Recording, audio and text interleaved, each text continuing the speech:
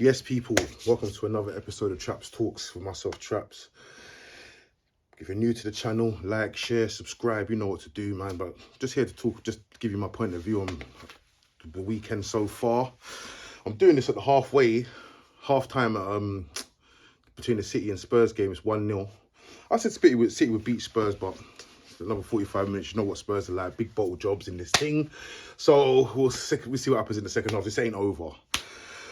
But yeah, let's get into it, man. Arsenal lost 1-0 to Everton. You know how it is. Got on social media afterwards with a bit of trolling and that. Then what did I see? I saw people saying, "Oh, Sean Dyche anti-football, yeah, low block and all that." None of that, mate. These lot got played off the park yesterday. Yeah, they got beat. Yeah, there was no controversy. There was no talking points. These lot got played off the park from first minute to the end. And the worst thing, right? The worst thing about it is that I was listening to the game, right? And then I heard one of the commentators say, "Oh, what do Arsenal need to do to get ahead in this game?" And there was like, "Oh, just remain patient. I don't know how long Everton could keep up this tempo for." I mean, nah, Everton. The tempo wasn't fast paced. It wasn't. It was a controlled game. Doucouré, yeah, had Odegaard in the middle of the park looking like John Joe Shelby, bruv. Let's be honest about it. Yeah, there was no. They just lacked. They just got beat. There was no. I don't know how to put it, but they just got outplayed. Yeah, there was no high tempo. There was no pressure. I don't even remember Arsenal having a chance. But this is the thing, right? Because now everyone's talking about, oh, Man United are not in the title race. I told people believe. Well, I told the fans of Manchester United, you should believe. Yeah, and not only that, yeah, it's not over. This is the halfway point. It's the business end of the season. I believe in my team, and so should you. Now we're 8 points behind. I mean, are we not involved, or can we not be involved? Or I mean, like I said, look, listen, 28 games I'll give up the title, but right now, yeah, we're very much in it. And I feel like in 28 when it gets to the 28 game point, we're having a completely different story. But well, I might have a different story to tell, but who sees? But I just think, right, that everyone thought that Arsenal were gonna. I don't know, man. Honestly, I don't know. But like I said, yeah, you could just tell that Arsenal fans haven't been in the title race for many, many years, and most of their fans are under the age of a certain age, and they're just like, they just don't get it. They honestly thought beating us was like handing them the title, or they had one hand on the title. Now we'll have to see, man. But yeah, we'll just move on anyway. But Arsenal didn't look great yesterday, and they don't have an excuse. They actually don't have an excuse. They had a full strength team with options to change as well with Trossard and Jorginho. And I mean, they're all scapegoating Jorginho, but Jorginho came on for 1 minute. How was it his fault? You conceded from a corner. I don't see how that's Jorginho's fault. So for me, it's like yeah, cool.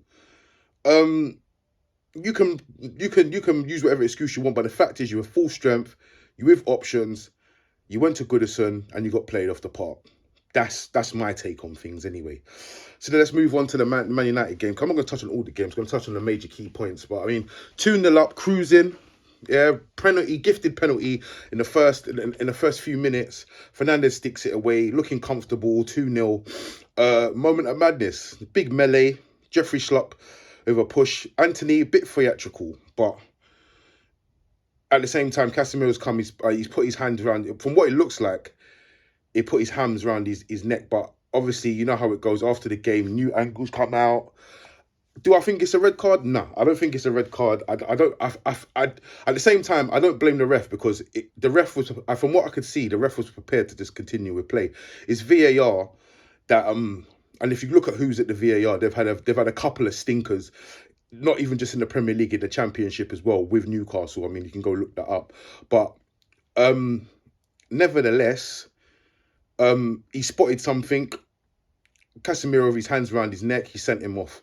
Now, I don't think it's aggressive because they basically pushed each other about and then they basically hugged it out immediately afterwards and moved on. Next thing you know, he's getting himself sent off.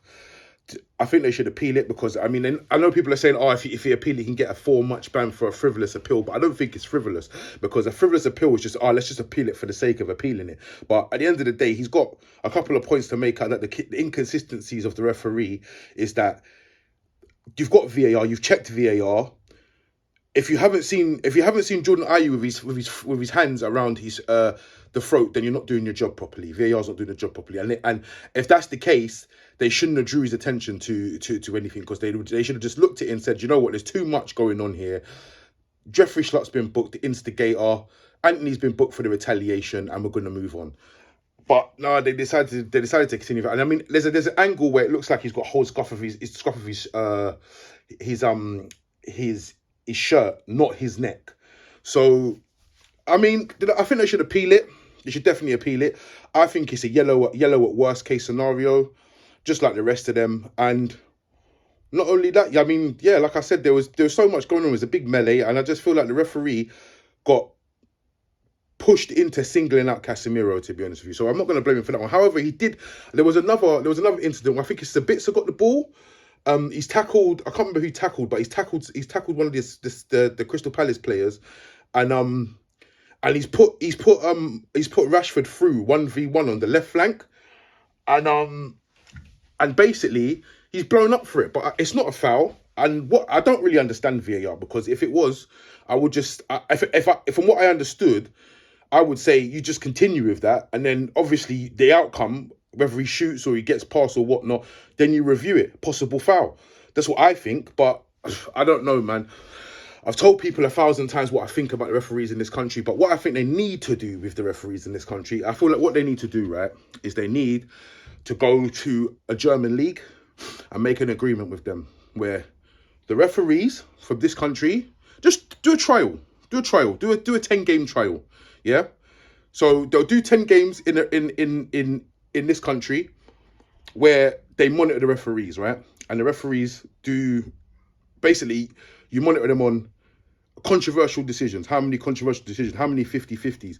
Then you swap them. So all the German referees come and manage and referee 10 games over here, and they do vice versa. And you see how many controversial decisions, how many biased decisions there are. And you just go from there, and it might work, because I think that if you've got a German referee that doesn't give a toss about a Man City or a Man United or a Tottenham, then I feel like the decisions will get better.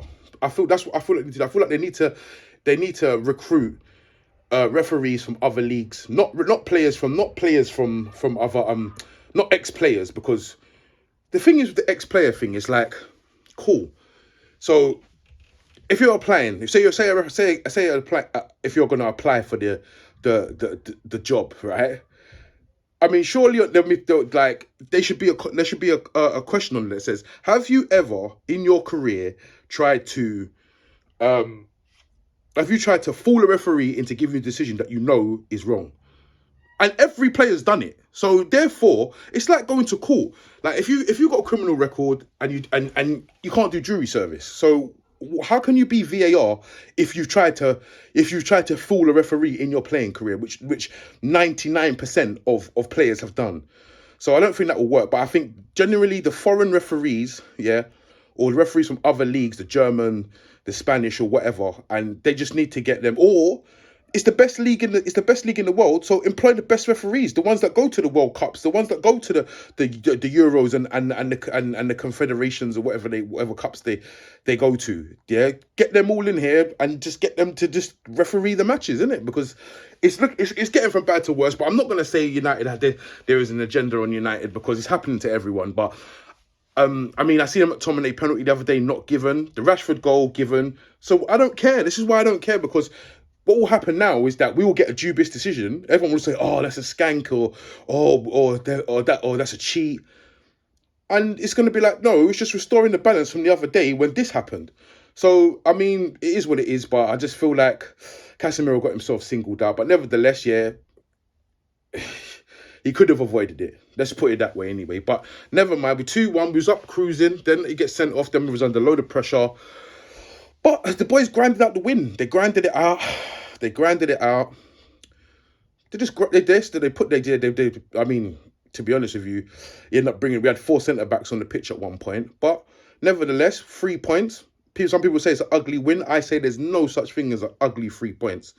But we got the 3 points, and now we're 8 points off top with a cup final, and obviously we've got Barcelona this month as well, to progress in the Europa League.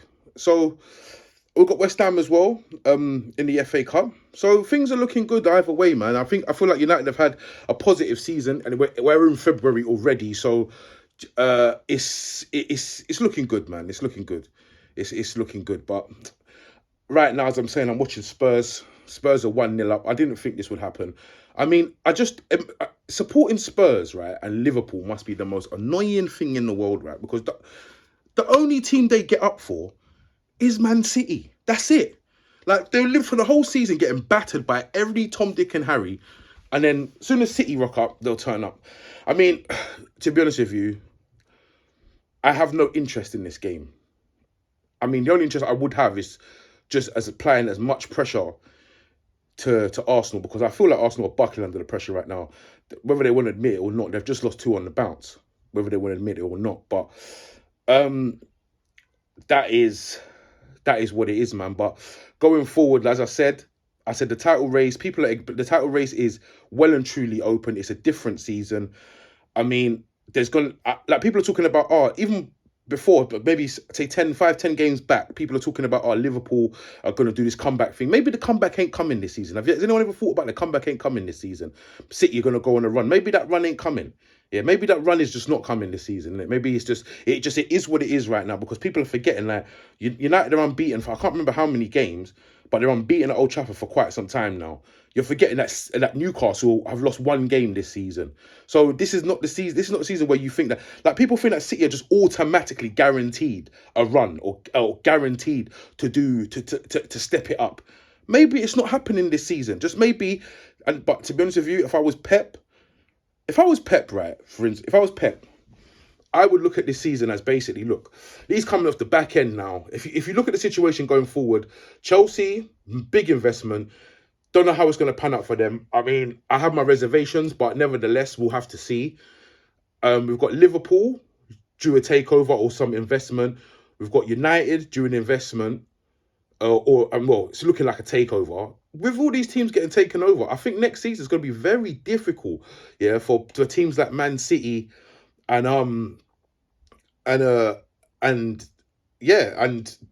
Arsenal effectively to do what they've done, because Arsenal have shown already that they can't close big transfers and they just get gazumped. Any player that they fancy, if anyone else fancies them, of course, that's got a load of money behind them, they just gazump them and that's it, they're done. So I just think going forward, next season is going to be very difficult for Pep to dominate this league how he has been doing. So we'll see, man. But yeah, I just think that the Premier League for the first time in many years is well and truly wide open, and it can be anybody's. I mean, I'm backing my team, yeah, and like I said, everyone should get behind the boys, because it's not far off. We're not far off, because if you look at the rebuild, people are saying, we need a rebuild, we need this, we need that, and we've got a load of quality players, world class players that just weren't stepping up. Now Ten Hag's come in and he's not having it often on these players. He's not letting the standards drop. He's raising the standards. They're all responding to it very well. So, I mean, Casemiro's out for the next 3 games. Leeds away, and then Leicester at home again. I feel like we've got enough to cope with those them teams. With these, Leeds just lost to Nottingham Forest, so I expect us will have enough. I mean, maybe McTominay or Fred will come in. Maybe Sabitzer comes in, and you never know. But Sabitzer had a nice cameo. He looked good. He looked good. He put in the challenge I think it was him that put in the challenge. He put in the challenge and got Marcus Rashford going. But obviously the referee thought otherwise. But yeah, I mean, we've got Eriksen to come back. We've got Sancho. He's now back on board. He had a good little cameo the other day. So things are looking good, man. But like I said, there's still a long way to go. Anything can happen, but there will be twists and turns. Don't get it twisted, yeah. Don't get it twisted. There will be twists and turns. And and on that note, I'm going to leave it here. But as I'm saying, good listening for everybody. Spurs ground ain't for everyone. But listen, no, I'm not even going to say that right now because it's half time's going to start now. Well, so the game's going to start again after half time, and they're 1-0 down, and I'm expecting them to turn this around because I just don't think Spurs have that sustainability, man. I feel like they're a club that's in a mess. The manager doesn't want no part in it. The owner is the owner. The keeper, bloody hell. But I'm going to leave it here, boys. Yeah, like I said, if you like the channel, yeah, girls as well, subscribe, share, clip it, post it, repost it on your story. Do what you need to do, man. Get me some new subscribers, some new followers, man, because we're doing a lot of content, man.